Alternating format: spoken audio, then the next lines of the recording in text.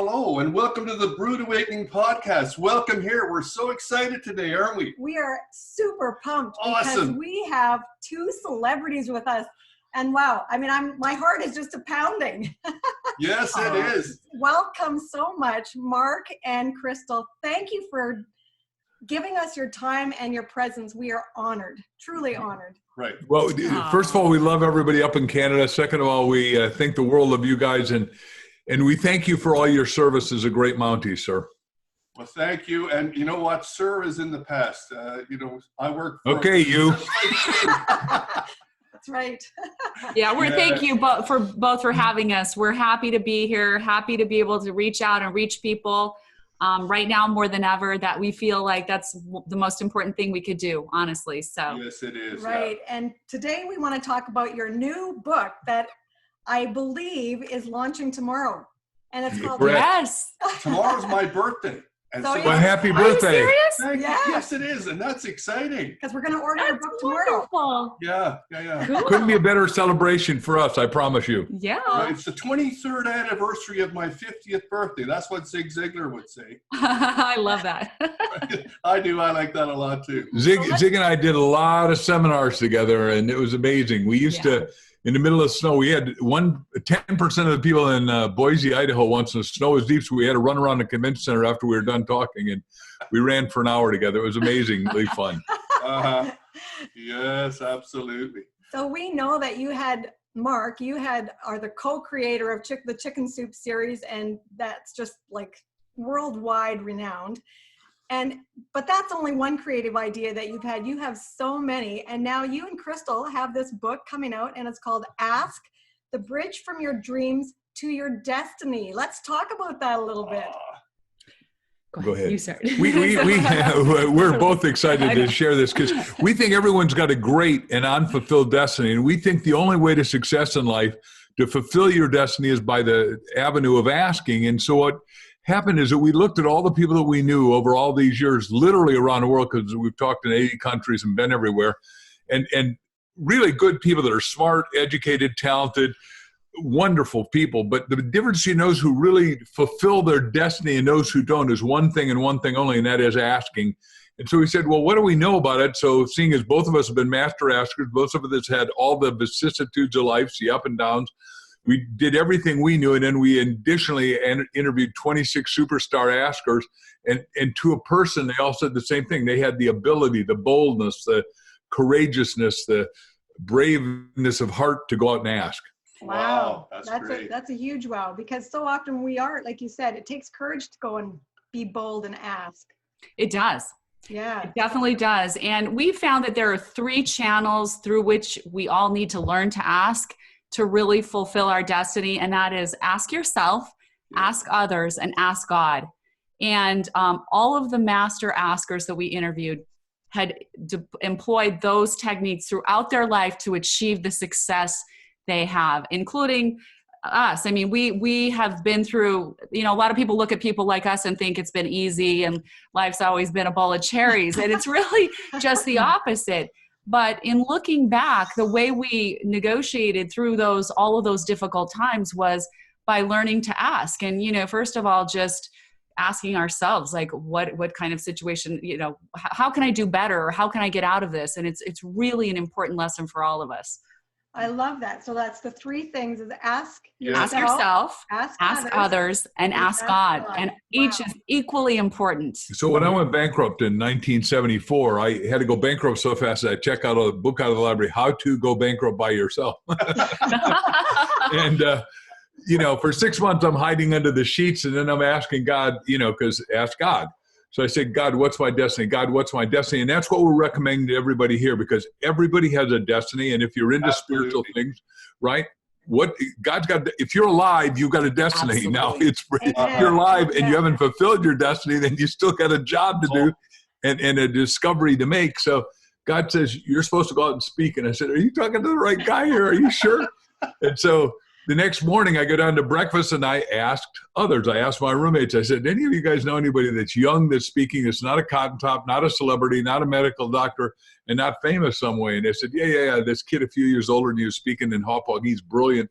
I race out, I was on Long Island, New York, race out. This guy mesmerized the audience. Chip Collins for 3 hours. I asked him, I said, can I take you to lunch? He said, I like free lunches. I'll let you. He said, kid, chance of you making it is 1 in 1,000. You ain't going to make it, but if you'll stay out of the real estate business where I am and you go over to life insurance, which is a bottomless pit for motivation, I'll teach you what to ask, how to ask, and you can go.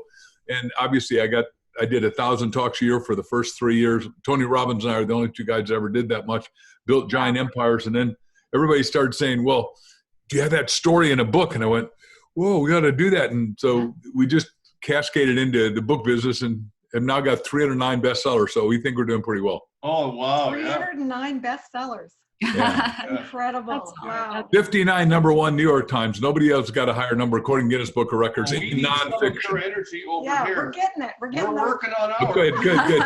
We're sending it. Well, We're sending good. it. Well, one of the things we talked about in the book, you guys, is we did a lot of research for this book, interviewed a lot of people, have some amazing, magnificent stories. Like Mark was saying, we interviewed at least 26 people, if not more.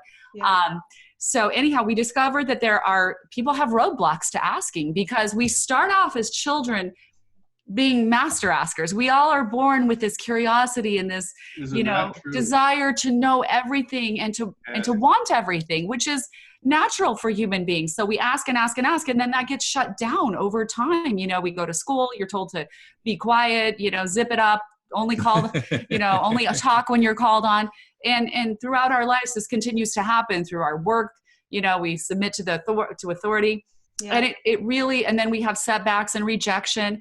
And so we found that there are 7 roadblocks to asking, and that we need to identify these. Each one of us needs to look at these roadblocks and say, which one of these is keeping me from being a better asker, keeping me from reaching my personal destiny?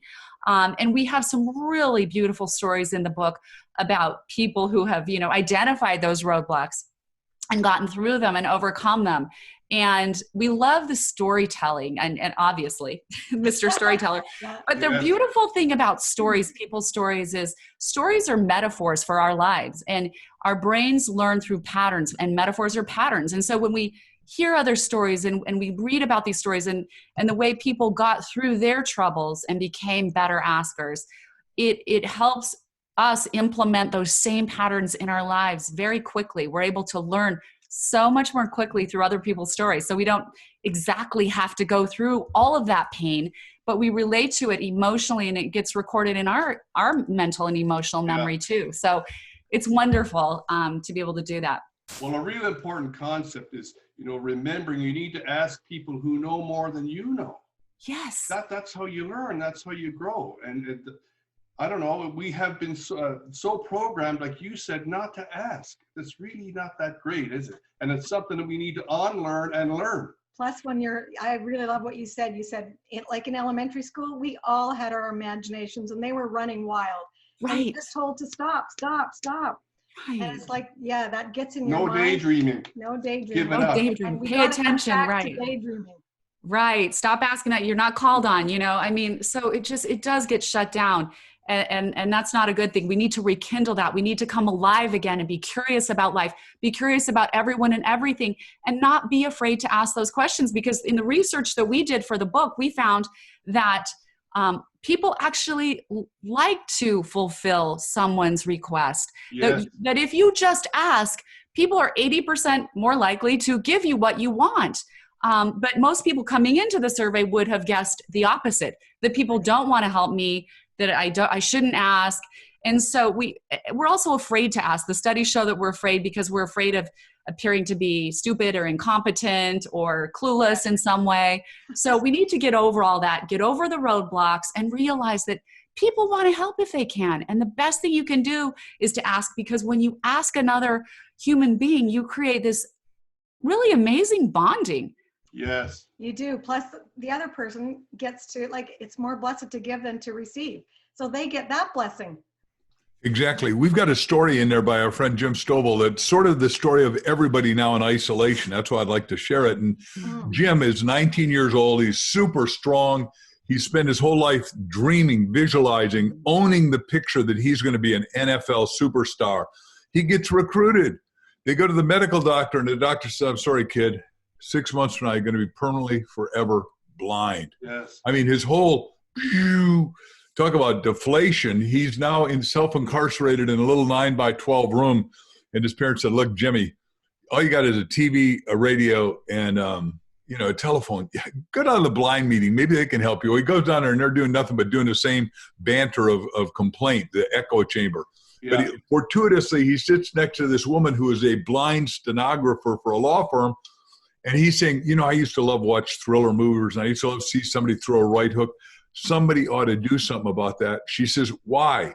We're somebody. That's the pivotal thing. Why can't we do something? That's what everybody at home watching right now has got to do. Why can't I fix something? Something that needs fixing, be an entrepreneur. So he said, yeah, why can't we? They started, now we're all sighted on this show, so we wouldn't know it. You've seen it when you flip channels, but narrative TV, seen by 14 million people paying $10 a month to see what the narration is on TV because they're blind.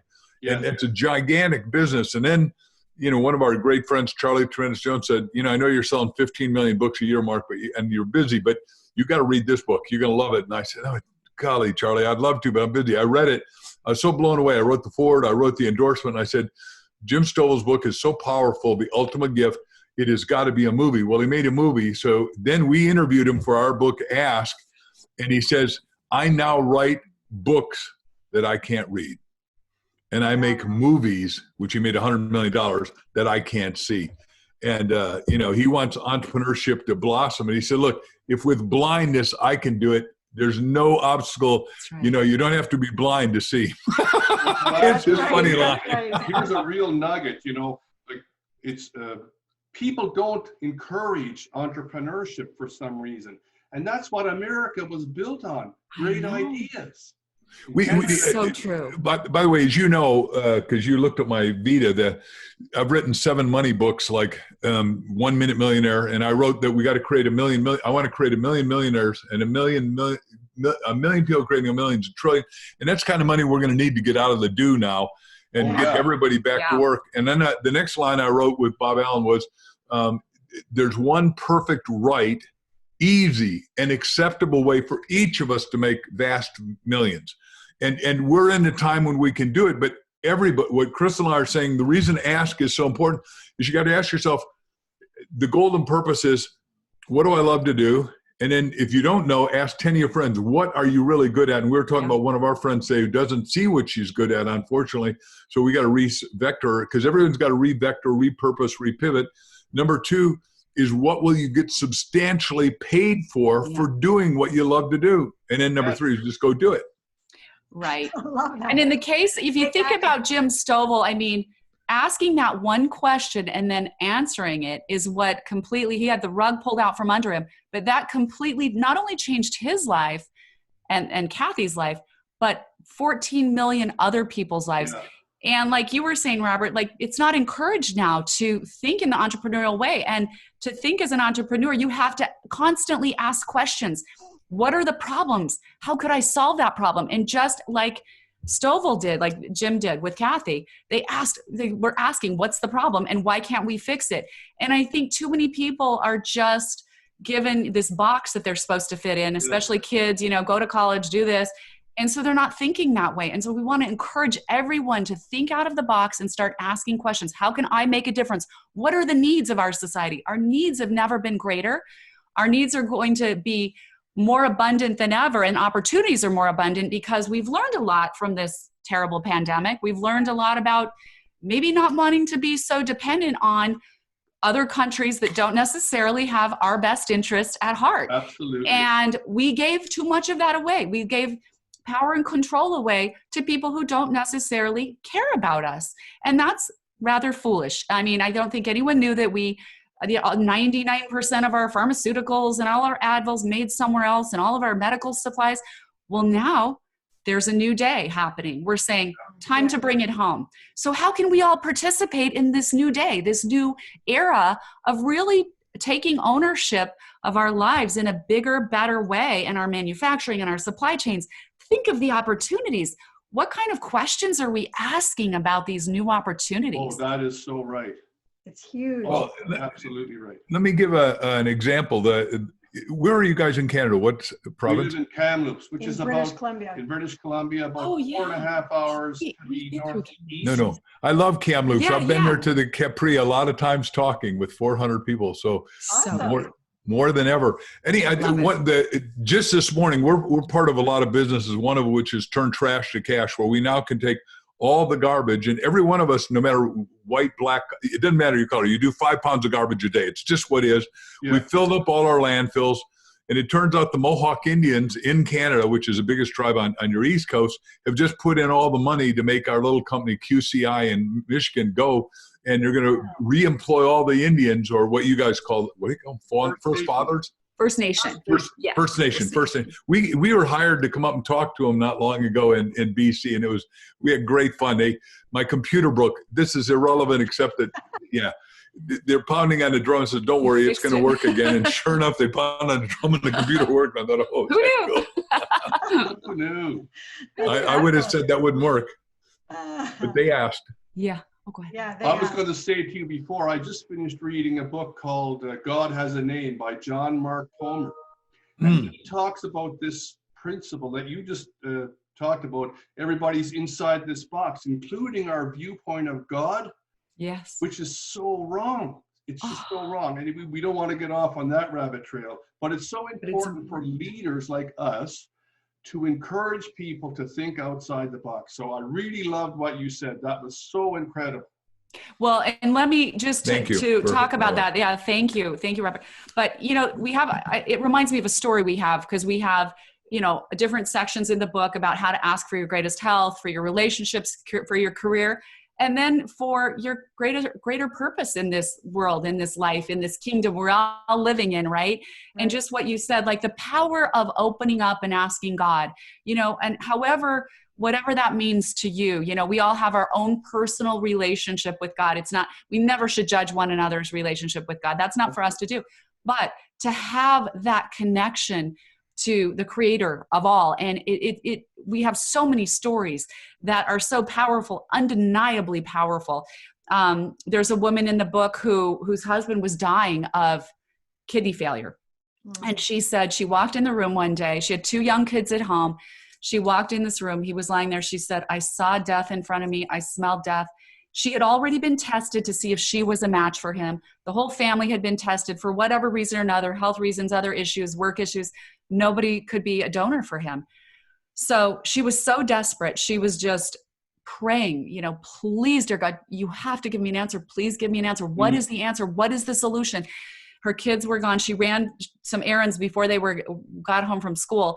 And as she was passing the hospital where his care was being administered, she suddenly got this urge to just pull in for no reason at all. And she said, "I'm going in there and I'm going to test them." I asked them to test me again.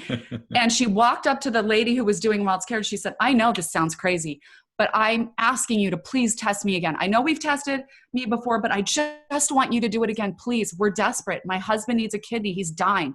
Will you just do it?" And she said that she probably thought I was nuts, but she's okay. It's okay. We'll do it. We'll do it again. So she sat there while the testing was being done.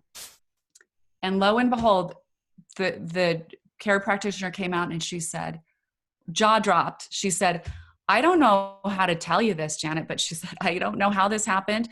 But there's this very rare, you're A, he's B type blood. Yeah. And there's this very rare factor. It's like A positive squared that it's so rare, it's almost non-existent.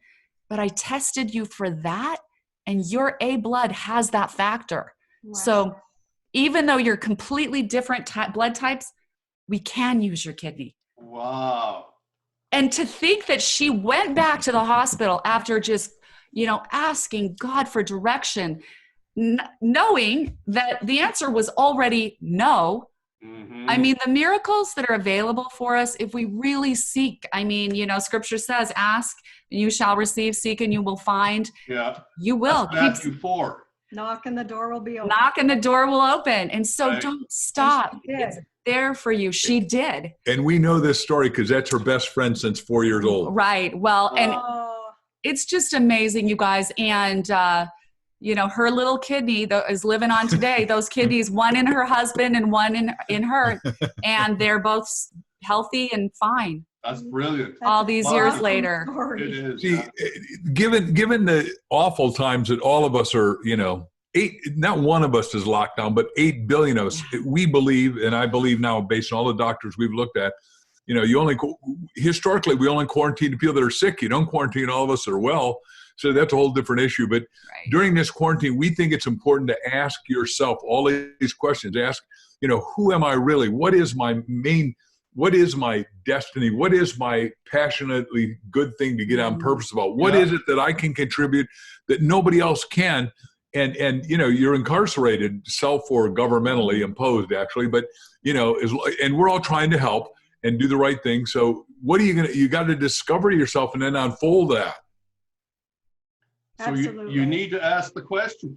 Exactly. You need to ask the question. And it's important at this time, rather than to get sucked into the fear. What we say, when you get stuck, the best trail out of being stuck is just start asking yourself questions, ask God, and then ask others for help.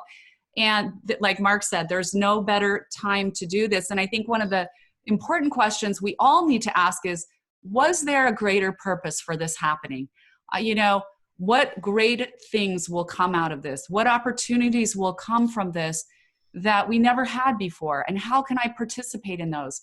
How can I be a better person? And even during this time that we are, stuck at home, maybe for a little while longer, maybe for a few weeks longer, how can I become a better person? How can I do something? What could I do that would be something that I've wanted to do for a while, that would improve me, improve my understanding, improve my learning? It turns out that all the great recessions and depressions in 1918, the first one we were written out of it by Wallace Wattles, The Science of Getting Rich. But then we had the breakthrough of the automobile. Yes. We had the breakthrough of the airplane. Right. We had the breakthrough of electricity, and we had breakthrough of the telephone. 4 things. Then the depression of 29 to 39, the guy who wrote us out of that was Dr. Napoleon Hill, Think, Grow Rich, which I'm sure everybody has read because of you guys and Raymond and everybody. But the fact of the matter is, and guys like me and us, and so now our stuff we think is going to help write us out of this. And we really believe all the billion people are going to be able to have it because of this cell phone, and it's going to go and it's going to keep going onward. And what happens is everybody's going to decide how they're going to participate, ask themselves, what are they going to do to change, revector, reorient, and go to new higher ground? I'm excited to read it. I really am. I love the word revector. That just is like you're changing the trajectory and it's going to work. Yeah. Well, that's what Crystal says. We got to change the trajectory because, like what I was saying, is we got to recycle all the trash, but we got to recycle the trash in the mind. She calls it mind excavation. Yeah, mind excavation. Oh, that's awesome. Yeah. Right, because I'm a transformational life coach and clinical hypnotherapist, and that's what I do. It's mind excavation. Clean out all that junk that's lying below the surface in your subconscious mind that you don't need. It's not serving you. And it got put there, who knows where, from what, from your history, from your poor experiences. But now you can clean that out and, put in what you want more deliberately. I totally understand that. 35 years in law enforcement, lots of garbage in here. Yep. Yeah. You need to pull it up, dig it out, and throw out what you don't need, and keep the wisdom, but get rid of the emotionally charged baggage. So what we're doing is we're doing the Ask Challenge. We're saying we want everyone to become master askers is our term, master askers. Hey. And we're saying, isn't that a cool idea? So we're saying, look, the only place you can get a book, all the bookstores are closed everywhere. So the only place you get a book is Amazon, because at Amazon.com, get the book, send a receipt to reception at markvictorhansen.com. We're going to do the world's biggest book club. No one's ever decided that they're going to have everybody in the world learn how to ask, and it's going to be free. I mean, you can't beat that, but we're asking you to get the book, and then we'll let everybody else come up and participate. You want to tell them about the book club? Well, just send us the receipt to reception@markvictorhansen.com once you get your book on Amazon, and we'll send you an invitation to this live private group so we can have this great book club discussion, so we can work on our asking together. And, in the book, we have all kinds of things about how to prepare to be a good asker and all that kind of stuff. So I just wanted to hold it up again. Yes, please do. Hold it up and hold it up again for our listeners. Yeah, it's almost amazing to us that, our friend Leo Biscaglia wrote the book Love, and nobody had ever done a book on love. Nobody's ever done a book on ask. It just is astounding. And then we thought, we really went through a lot of subtitles, but we said, what do people have? Everyone's got dreams. And I did a whole set of tapes that are bestsellers at Nightingale Cone called Dreams Don't Have Deadlines. And we said, well, yeah, but where do dreams go? Well, dreams go to your destiny. So does everyone have a destiny? We really did these probing questions, and if you disagree with any of them, you're allowed to have at us. But we think everybody's got a destiny. We think, I don't know if it's intrinsic or whether it's nature or nurture is the question. We don't care, but we think that we've got to fulfill that destiny to be a happy person and fulfilled. Because when the game's over, you want to look back and say, I fulfilled my destiny. I did all that I could, in our case, writing books. Well, and asking is literally that bridge. That's why we say asking is the bridge from your dreams to your destiny, because every time you ask that question, you get a solution, you get an illumination, you get a problem solved, you get an idea. And with each of those steps, you're moving from your dreams. You're moving your dreams toward your destiny. So it's the literal bridge from your dreams to your destiny. Which is a great analogy. It's like a story. And stories is what resonates, and we remember them. So tomorrow's the big day. So tomorrow you want everyone to go purchase this book. That would be great. Yeah, they could even do it today. You can pre-order it today, but today or tomorrow. Yeah, get your copy now so that it'll get sent out. And we're so excited. We want to lift everybody up. For the next decade is going to be amazing. I love it. And what a time to do it right now in this pandemic, when I love this thing, when you can actually, there's exercise, but then there's inner size. And inner size is what you can do right now when you ask yourself, God, and others. I love it. I want to put my request on Amazon and put a note on there and say, hurry, please ship fast. Yay! Do it, Robert. See if they'll be a little faster. Yeah, that's great. So do you have one more nugget to share before we end this little interview? Well, what's the best nugget we could share right now? I just think that for right now, this is, and I don't want to make it sound like I'm trying to sell books. Do this for yourself, because the reason we wrote this book is because we realized people need something very simple. Life is already too complicated. Yes. And we don't want to give people more complicated things to do. We just want to wake up what's already inside of them, and which is that magic of asking. And everyone has this. We can nurture it together and bring it back to life with confidence and excitement. So we're excited to talk to everybody. Stay in touch with us. Go to reception@markvictorhansen.com with your receipt, and then reach out to us on social media. We're Crystal Dwyer Hansen, Facebook, Twitter, YouTube, everything. And of course, Mark Victor Hansen. That's an easy one. Facebook, Twitter, YouTube, Instagram, all those things. Stay in touch. We want to inspire everyone to get back on purpose again toward whatever their golden purpose is, whatever their golden destiny is. We're not deciding what that is for them. They got to decide. But we want to do is give them the tools to decide, the techniques, the technology, the strategies to move ahead with vigor. And that's so good, because that goes just along with our title of our podcast, which is The Brood Awakening. And brood is because you're mixing and stirring. It's like digging in the dirt and getting it all out and awakening your mind, body, and soul. There it is, right in the back. I love that. What a fabulous title for your podcast. I'm sorry, we already had our coffee, or we would be. I love The Brood Awakening. We've got our red mugs. Yep, those are great. Well, you guys are awesome. So much. Yes, absolutely. So we can find your book on Amazon. Tomorrow's launch date, that's April the 28th, 2020. Or 2020, however you say that. Yep. And people can go there and find it. And we just encourage them to do that, because we need to learn how to ask, and how to ask properly, and how to think outside the box, like we talked about briefly. And to go over the bridge to your destiny. Bingo. I love it. Perfect. Thank you so much, Mark and Crystal. Thank you, guys. Thanks, everybody. That was awesome. Loved being with you guys. Thank you. Thanks.